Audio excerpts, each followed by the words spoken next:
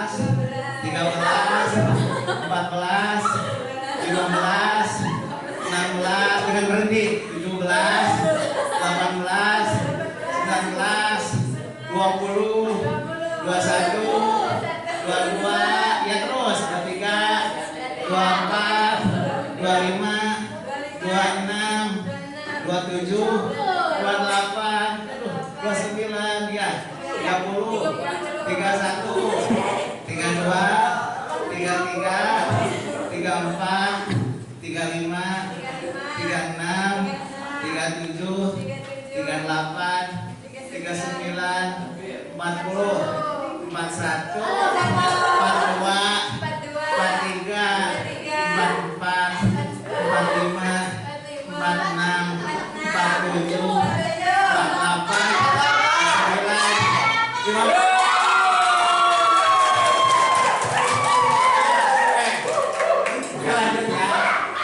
Ya gimana rasanya teman-teman? Ya, jadi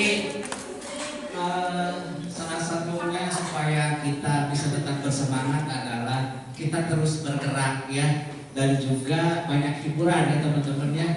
Seperti sekarang Bapak ingin banyak hiburan itu, salah satu contohnya diaplikasikan dalam bisnis ya teman-teman semuanya. Alhamdulillah sekitar sekitar tanggal 20 Oktober 19 tahun berapa sekarang teh? 25 apa? 2025 ya. Oke. Bapak mendirikan perusahaan yang dinamakan Java Beauty gitu ya. Alhamdulillah sudah ada order gitu ya. Alhamdulillah ordernya juga ada yang dari BTH, terus juga ada yang dari luar daerah. Alhamdulillah Januari ada yang kelompok juga ya. Alhamdulillah dengan beberapa ya armada yang kita sediakan. Nah jadi bisnis itu teman-teman ya, Bapak pengen sedikit sharing harus sesuai dengan soal kita keinginannya, jangan yang berbelit-belitnya. Jadi abdi teh hoyong bisnis sebenarnya, tapi hoyong bisnis nanti abdi hoyong kieu tapi diwujudkannya sulit gitu ya. Kira-kira yang menyebabkan, mungkin sedikit sharing ya, Anda teman-teman semuanya merasakan nggak banyak ide di dalam bisnis tapi tidak terwujud gitu? Pernah merasakan seperti itu nggak teman-teman? Yang pernah coba Bapak ini dengar alasannya gimana sih susah terwujud gitu, tapi keinginan banyak, ide banyak, tapi hanya sebatas awal-awal gitu ya, aman gitu. Jadi mohon maaf, Bapak juga dulu ketika mencari ya belajar gitu ya, yang Bapak rasakan juga banyak ide tapi apa ya sih namanya sulit untuk bisa terwujud. Kira-kira ada yang mau sharing nggak? Kenapa tuh kira-kira?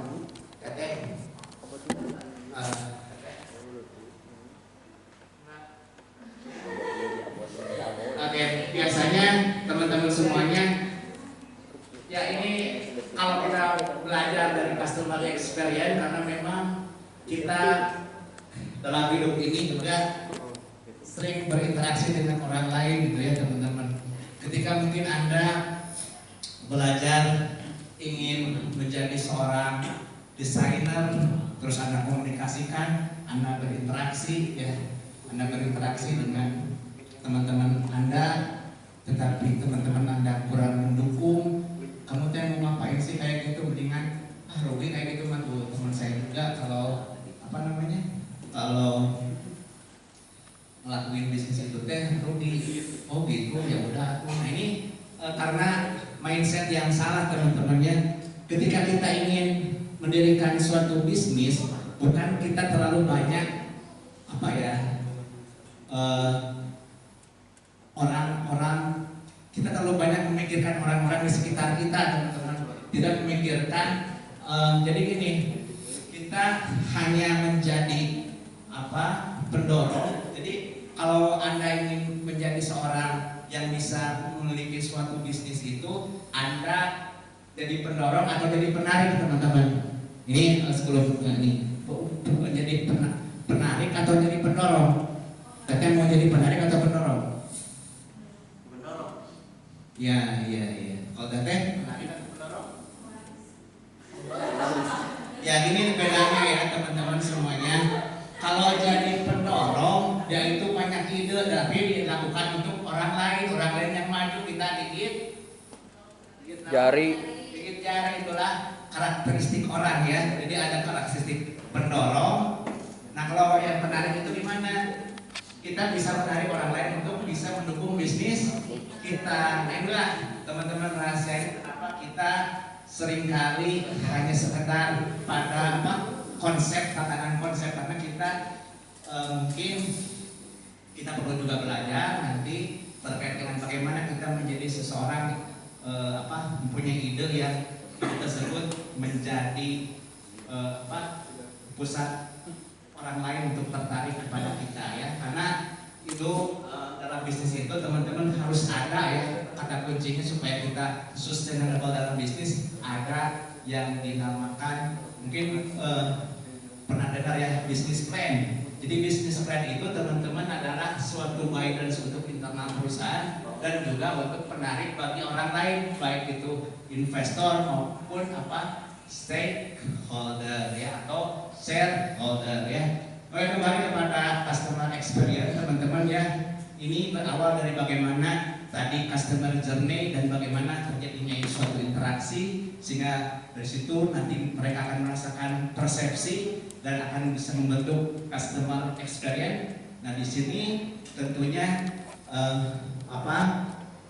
di marketing 4.0 sudah mulai adanya omni channel ya. Omni channel itu channel, kalau omni itu ibaratnya menyatu, jadi channel-channel yang terintegrasi. Inilah yang dinamakan dengan the next customer experience, di mana kita bisa mengelola setiap customer experience atau engagement dari customer untuk bisa kita tingkatkan sehingga bisa meningkatkan loyalitas dan bisa menjadikan repeat order gitu ya teman-teman semuanya. Oke, bisa di next, Teteh, next ya. Oke, jadi disinilah kita dengan menggunakan media digital ya, terutama dengan adanya AI, kita juga bisa bisnis kita akan lebih terpersonalisasi ya. Nah ini tadi dengan adanya iklan ya, iklan pun bukan sembarang iklan ya. Bapak akan bertanya ya, apa bedanya advertising sama konten? Ada yang mau cerita bedanya apa sih advertising sama konten? Nah ya, Teteh tahu? Ini kan seni konten kan? Bedanya sama advertising apa ya? Teteh coba, advertising apa sih?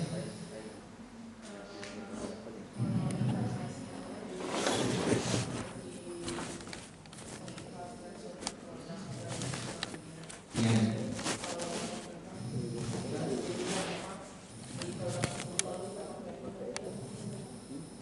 Oh, ya bagus.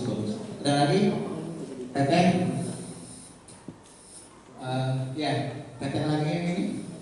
Enggak, bedanya konten sama tadi apa? Pertanyaannya masih ingat kan? Advertising, apa tuh bedanya? Terus?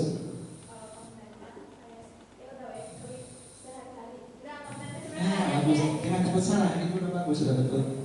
Iya, jadi teman-teman semuanya kalau dari sifatnya ya, kalau advertising itu namanya juga advertising yang menghibur ya, jadi tidak ada sih kalau di advertising mah sesuatu yang pokoknya mah yang bagus-bagusnya aja gitu ya. Pokoknya mah misalkan ini kalau ada iklan baju atau iklan produk apapun ya, itu yang ditonjolkan adalah yang bagus-bagusnya saja, itu adalah ciri khas dari advertising. Tapi ciri khas dari konten adalah ya perjalanan, the journey ya. Ketika misalkan saya dulu itu ketika disuruh sama istri saya bikin kue, pasti kuenya nggak enak gitu kan. Tapi setelah terpapar oleh teknologi, Bapak pun jadi bisa bikin suatu kue yang enak, meskipun ya sempat istri Bapak nggak percaya Bapak bisa masak kue seperti itu. Jadi diceritain gitu ya, ada historinya gitu ya. Kalau advertising ya sudah fix seperti itu. Jadi itu hanya di akhir saja. Kalau konten mah ibaratnya perjalanan, sehingga teman-teman ketika teman-teman ingin dikenal bisnis teman-teman di di komunitas teman-teman, yang pertama harus sesuai dengan jiwa dari teman-teman sendiri dan diungkapkan gitu ya, yang dinamakan dengan adanya personal branding. Oke, nah ini jadi tadi masih terkait dengan 5A yang adanya stimulus. Tadi ada stimulus itu berarti tadi adanya awareness yang menimbulkan awareness. Ini stimulus ini memang adanya interpretasi, adanya pemikiran, adanya perhatian. Kita juga mungkin pernah belajar